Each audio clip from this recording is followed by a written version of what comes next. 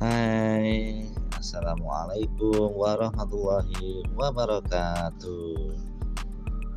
Gimana kabarnya teman-teman? Hari ini kita berjumpa lagi dalam pembelajaran online untuk mata kuliah belajar pembelajaran 1 materi pemotivasian belajar. Sebelumnya, perkenalkan nama saya Suwanto, NIM 1104220017, dan ada lagi satu teman saya nanti yang akan bersama saya membahas materi kali ini, yaitu Mbak Selvi Diah Ayu Fernanda, NIM 1104220012. Pada pertemuan kali ini kita akan membahas mengenai pemotivasian belajar. Baik, tidak usah berlama-lama, mari kita langsung ke dalam materinya. Pemotivasian belajar ini erat hubungannya dengan motivasi dan belajar, dan bagaimana untuk menumbuhkan motivasi belajar seseorang dalam dirinya. Baik, kita lihat untuk materi pertama, yaitu definisi atau pengertian motivasi. Motivasi adalah perubahan dalam diri atau pribadi yang timbul dengan adanya perasaan dan reaksi yang lebih untuk mencapai tujuan. Jadi, boleh dikatakan motivasi ini adalah perubahan dalam diri atau pribadi orang, di mana perubahan ini berupa timbulnya perasaan dan reaksi untuk menggerakkan orang tersebut supaya bekerja lebih giat, supaya berusaha lebih maksimal untuk mencapai tujuan yang diinginkannya. Kemudian, apa hubungannya dengan belajar dan motivasi belajar? Kita lihat, kalau motivasi belajar adalah kecenderungan peserta didik untuk melakukan kegiatan belajar yang didorong oleh hasrat untuk mencapai prestasi atau hasil belajar sebaik mungkin. Jadi, belajar pun harus ada motivasinya. Supaya apa? Supaya nanti ketika dalam pembelajaran sehari-hari itu ada penggeraknya, ada pendorongnya, sehingga dalam belajar kita berusaha lebih giat supaya mencapai prestasi yang sebaik mungkin. Nah, bagaimana kalau tidak ada motivasi dalam belajar? Bisa jadi anak tersebut akan belajarnya biasa-biasa saja dan hasil prestasinya nanti juga biasa-biasa saja, dan mungkin bisa jadi motivasi belajar yang biasa saja ini dapat membuat prestasi belajarnya menurun. Kemudian kita lihat tentang konsep penting motivasi belajar. Yang pertama, motivasi belajar adalah proses internal yang mengaktifkan, memandu, dan mempertahankan perilaku dari waktu ke waktu. Jadi prosesnya itu terjadi secara internal di dalam diri seseorang, ya, dan secara berkesinambungan dari waktu ke waktu. Yang kedua adalah motivasi belajar bergantung pada teori yang menjelaskannya. Jadi teori apa yang menjelaskan tentang motivasi belajar itu berbeda-beda. Kemudian yang ketiga, motivasi belajar dapat ditingkatkan dengan penekanan tujuan-tujuan belajar dan pemberdayaan atribusi. Jadi tujuan belajarnya apa ditekankan lebih kepada mahasiswa, kepada pengajar, supaya apa? Supaya dapat meningkatkan motivasinya. Kemudian yang keempat adalah motivasi belajar dapat meningkat apabila dosen ataupun guru ini membangkitkan minat siswa ataupun mahasiswa. Jadi di sini guru berperan sebagai alat penggerak untuk memberikan motivasi kepada mahasiswanya, kepada siswanya, supaya dapat motivasi yang lebih besar dalam dirinya.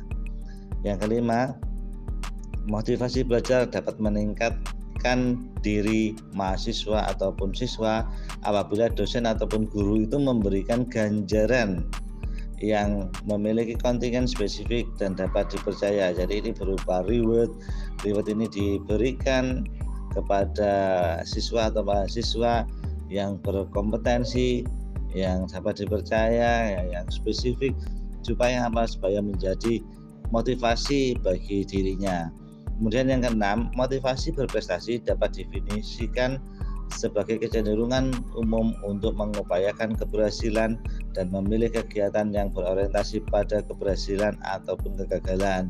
Jadi kalau motivasi berprestasi itu dapat diartikan dari kecenderungan untuk mengupayakan keberhasilan tersebut. Jadi misalnya ada seorang mahasiswa yang ingin berhasil dalam ONMIPA atau Olimpiade Nasional MIPA untuk mahasiswa. Jadi dia harus berprestasi dalam ajang tersebut, berarti dia harus belajar lebih giat lagi, memotivasi dirinya untuk bekerja lebih giat, belajar lebih giat supaya nanti bisa berhasil menjadi salah satu pemenang di Olimpiade ONMIPA tersebut.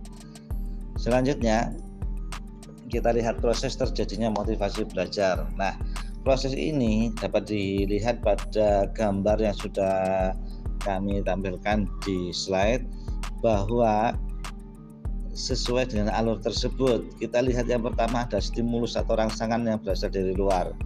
Rangsangan ini kemudian masuk ke dalam individu dengan suatu dorongan.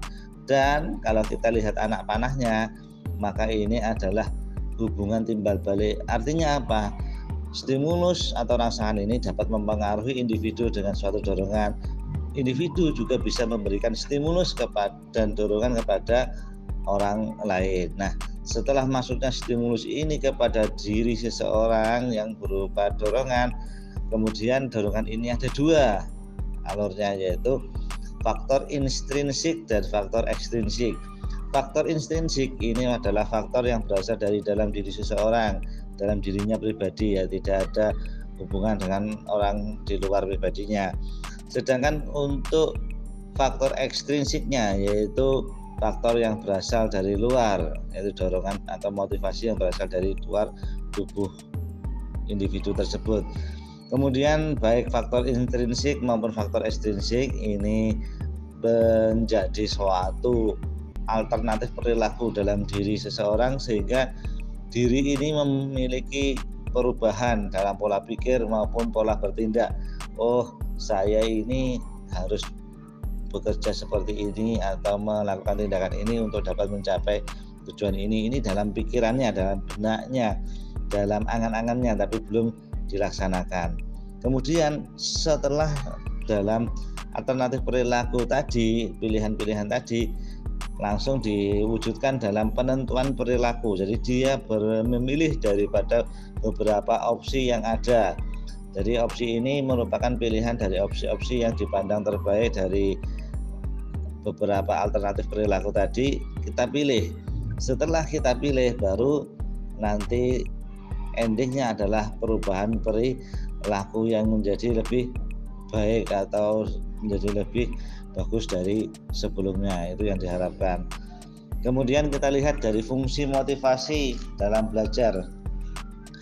Fungsi motivasi dalam belajar umumnya ada 3. Yang pertama adalah motivasi itu sebagai pendorong kegiatan. Jadi motivasi sebagai hal yang menggerakkan seseorang untuk melakukan kegiatan-kegiatan yang lebih dalam belajarnya. Misalnya kegiatan untuk membaca di perpustakaan, kegiatan untuk mencari literasi-literasi untuk sebuah penelitian dan lain sebagainya. Kemudian fungsi motivasi dalam belajar yang kedua adalah sebagai penggerak perbuatan.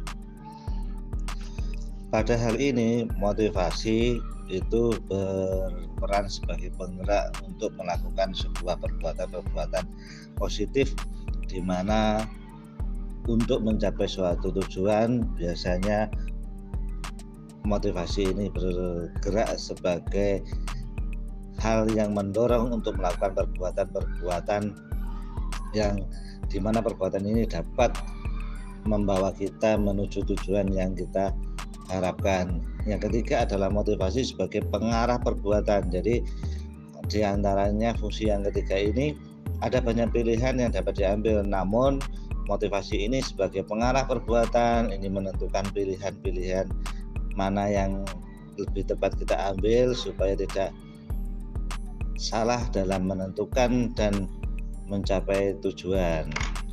Berikutnya jenis-jenis motivasi. Secara garis besar, motivasi itu sebagai kekuatan mental, kemudian dibedakan menjadi dua hal pokok. Yang pertama adalah motivasi primer, yang kedua adalah motivasi sekunder. Motivasi primer adalah motivasi yang didasarkan pada motif-motif dasar yang umumnya berasal dari segi biologis atau jasmani manusia. Manusia kalau kita lihat adalah suatu makhluk berjasmani, sehingga perilakunya terpengaruh oleh insting atau kebutuhan jasmaninya. Insting itu memiliki tujuan yang memerlukan pemuasan. Tingkah laku insting dapat diaktifkan, dimodifikasi, dan dipicu secara spontan dan dapat diorganisasikan. Kemudian untuk motivasi sekunder sendiri adalah motivasi yang dapat dipelajari. Jadi kalau yang primer tadi berasal dari insting atau dari segi biologis, kalau sekunder ini adalah motivasi yang bisa dipelajari. Menurut beberapa ahli, manusia adalah makhluk sosial, homo socialis. Perilakunya tidak hanya terpengaruh oleh faktor biologi saja, tetapi juga faktor-faktor sosial.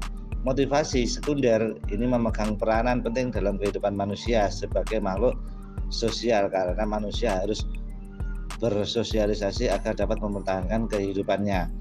Perilaku manusia sebagai makhluk sosial dalam kaitannya dengan motivasi yaitu terpengaruh 3 komponen penting seperti afektif, kognitif maupun konatif.